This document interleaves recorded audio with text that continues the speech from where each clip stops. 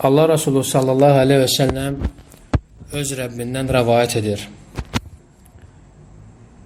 Hədisdə keçir ki, İnna Allah Teala kətəbəl əl-həsənət və s-seyyiət thümmə bəyyənə zəlik. Allah Subhanahu wa Taala yaxşılıqları və pislikləri yazmışdır, sonra onları bəyan etmişdir. Fəmən həmmə bi həsənətin fələm ya'məlhə kətəbəhəllahu ləhu kətəbəhəllahu indəhu həsənətən kəmilə. Kim əgər bir yaxşılığı etməyə qərarlı olarsa, lakin bunu yerinə yetirə bilməzsə, Allah Subhanahu wa Taala ona kamil bir yaxşılıq yazar. Yəni, kamil bir ona deməli nə yazar? Həsənat yazar. Bir savab yazar. Sonra isə وَإِنْ هَمَّ بِهَا فَعَمِلَهَا كَتَبَهَا اللّٰهُ عَزَّ وَجَلَّ عِنْدَهُ 10 حَسَنَاتٍ إِلَى 700 ضِعْفٍ إِلَى أَضْعَافٍ كَثِيرًا. Və hədisdə sonra keçir ki, deməli, əgər bunu istəyib yerinə yetirərsə, Allah ona 10 savabdan 700-ə qədər və daha çox sayda ona savab yazar. وَإِنْ هَمَّ بِسَيِّئَةٍ فَلَمْ يَعْمَلْهَا كَتَبَهَا اللّٰهُ عِنْدَهُ حَسَنَةً كَامِلًا. Kim əgər günah etmək istəyərsə, amma onu etməzsə, Allah Subhanahu wa Taala ona bir savab yazar. Və sonra isə hədisdə keçir ki, وَإِنْ هَمَّ بِهَا فَعَمِلَهَا كَتَبَهَا اللّٰهُ لَهُ seyyiətən vahidə. Yox, əgər o pisliyi yerinə yetirərsə, Allah Subhanahu wa Taala ona bir günah yazar.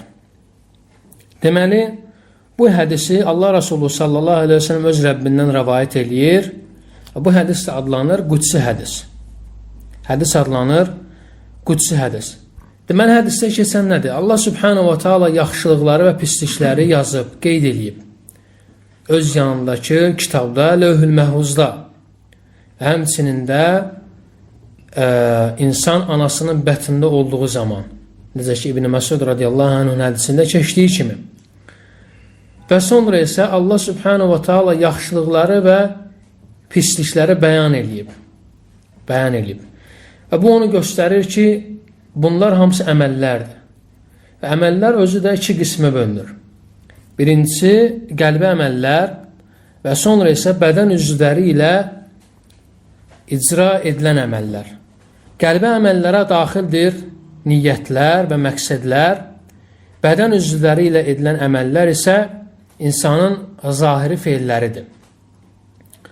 Və Peyğəmbər hədisdə deməli keçir ki, deməli, kim əgər bir savab iş görmək istəsə, yəni burada məqsəd, yəni bu işdə əzimli olsa və buna niyyət etsə, hətta onu yerinə yetirməsə də belə, yəni mümkün olmur bu əməli yerinə yetirmək, hər hansısa bir iş onu ondan məşğul eləyir və həmçində buna görə etmək istədiyi o yaxşılığı yəni tərk etmiş olur.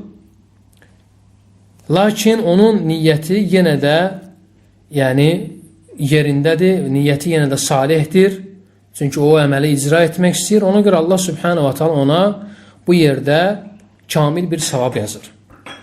Kamil bir savab yazır. Çünki yəni bu əməl qəlbi əməl olduğuna görə və bu insanla davam etdiyinə görə və insan yəni fikrindən dönmədiyinə görə, fikrindən daşınmadığına görə Allah Subhanahu wa Taala ona bir savab yazır. Deməli, Allah Subhanahu wa Taala ona bir savab yazır. Yəni, insan hər hansısa bir yaxşı əməl eləmək istəyirdi, lakin müəyyən iş onu ondan məşğul edirdi. Məsələn, insan, belə deyək də, sədəqə vermək istəyirdi, hər hansısa bir işə çıxdı, onu yerinə yetirə bilmədi. Belə alınmadı. Allah Subhanahu wa Taala ona bu yerdə bir savab yazır.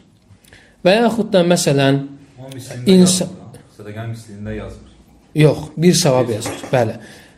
Və yaxud da ola bilsin ki, məsələn, insan məsələn duha namazını qılmaq istəyirdi və onun niyyəti var idi, lakin gəldi onu dostu, qardaşı onu çağırdı, evindən apardı və belə insan o niyyəti namazı qılmaq idi, lakin hər hansısa bir iş onu ondan məşğul elədi. Belə vaxtda da həmən insana bir savab yazılır. Sonra isə hədisdə keçən hissə isə əzimli olub, niyyət edib yerinə yetirərsə, Allah Subhanahu wa Ta'ala ona 10 mislindən 700 mislinə qədər, ondan 700-ə qədər və daha çox ona nə yazar? Yaxşılıq yazar, savab yazar. Deməli, Allahın qulu üçün bunu artırması Allah tərəfindən olan bir lütfdür, bir yaxşılıqdır. Çünki Allah Subhanahu wa Ta'ala buyurur ki, öz kitabında kim əgər bir yaxşılıq eləyərsə, onu yəni mən cəə bil həsənəti fələhu əşrə əmthəlihə. Kim əgər bir yaxşılıqla gələrsə, onun mükafatı 10 qatdır. 10 qatdır. Deməli, sonra isə və Allah Subhanahu wa Ta'ala və həmçinin də başqa bir ayələrdə isə buyurur ki, Allah Subhanahu wa Ta'ala onun mükafatını qat-qat verər. Yəni qat-qat verər. Kim əgər bir yaxşılıq eləyərsə, Allah, yəni bir yaxşı iş görərsə, Allah Subhanahu wa Ta'ala onun mükafatını qat-qat verər. Bu ayələr onu göstərir ki, yəni Bəqərə surəsinin məsələn 245-ci ayəsində Allah Subhanahu wa Ta'ala burada yəni qat-qat gətirir savabı və müəyyən bir hədd qoymur. Bu həddi də yalnız Allah Subhanahu wa Ta'ala bilir. Bu həddi yalnız Allah Subhanahu wa Ta'ala bilir. Ola bilsin ki, məsələn bir insana məsələn 10 savab yazılsın, digərinə 20, digərinə 30, digərinə 700, digərinə 10-dan da daha çox və s. belə axır. Deməli, bu da təbii ki, insanın nəyinə görə verilir? Təbii ki, insanın niyyətindən asılıdır. İnsanın, deməli, niyyətindən asılıdır. Və həmçində bu şeylər insanın imanının güclü olmasından asılıdır və həmçinin də mükafatların verilməsi, savabların verilməsi məkana görə, zamana görə, hallara görə dəyişə bilər. Və sonrası hədisin digər hissəsini necə keçən odur ki, kim əgər bir pisliyi etməyə, yəni niyyətli olarsa, lakin onun yerinə getirilməsi Allah ona yəni kamil bir yaxşılıq yazar. Yəni məsələn insan niyyət eləyib ki, yəni niyyətindən onu keçirir ki, məsələn mən hər hansısa bir günah iş görəcəm, hər hansısa bir günah eləyəcəm, lakin onda olan Allah qorxusuna görə həmən insan bunu Allaha görə tərk edir. Və buna görə Allah Subhanahu wa Ta'ala onun o niyyətinə görə Allah ona bir nə yazır? Bir həsənat yazır, bir savab yazır. Çünki niyyət qəlbi əməl olduğuna görə Allah Subhanahu wa Ta'ala onun o xalis niyyətinə görə ona bir savab yazır. Və həmçinin onun tərkiniyə görə idi, Allah Subhanahu wa Ta'ala olan qorxusuna görə idi və bunu Allah üçün tərk edildi. Bu da nədir? Və bu qorxu da qəlbi əməl idi. Allah Subhanahu wa Ta'ala ona bu yerdə bir yaxşılıq yazır, bir savab yazır. Lakin amma insan məsələn yəni bir günah eləmək istəyir, lakin onu yəni hər hansısa bir səbəbə görə yerinə yetirə bilmir. Kimdənsə qorxur, hər hansısa bir maniyə görə onu yerinə yetirə bilmir. Lakin onun niyyəti yenə də yerindədir ki, yəni bu təhlükə aradan sovuşsa, yəni başqa bir şey olsa, mən bu işimi təzədən yerinə yetirəcəyəm. Belə insan, təbii ki, o niyyət onda qaldığına görə, belə insana təbii ki, savab yazılmır. Və sonra hədisin sonuncu hissəsi isə, deməli, kim əgər bir pislik etməyə niyyətli olarsa və bunu yerinə yetirərsə, Allah Subhanahu wa Ta'ala ona elə bir pislik yazar. Bu da onu göstərir ki, pisliklər çoxalmır. Bəli, pisliklər artmır.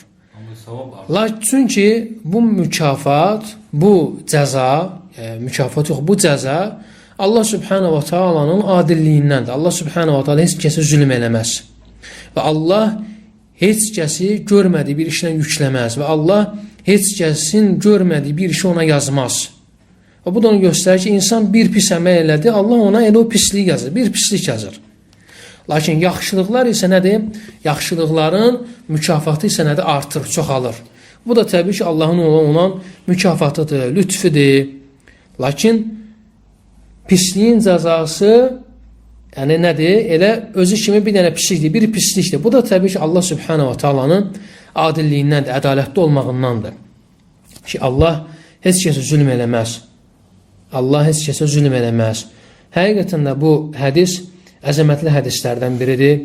Mömin üçün müjdələyici hədislərdən biridir ki, mömin daima xeyrə və xeyr əməllər işləməyə niyyətli olur və şər əməlləri tərk eləyir və şər niyyətdən, pis niyyətdən uzaq olur. Çünki həqiqətən də bu pis niyyətlər yəni niyyətin sahibini insanı məhv eləyir. İnsanı məhv eləyir. Çünki həqiqətən də niyyət mühümdür. Necə ki, Allah Resulü sallallahu aleyhi ve sellem hədisində keçdiyi kimi iki müsəlman bir-biri ilə qarşılaşar, yəni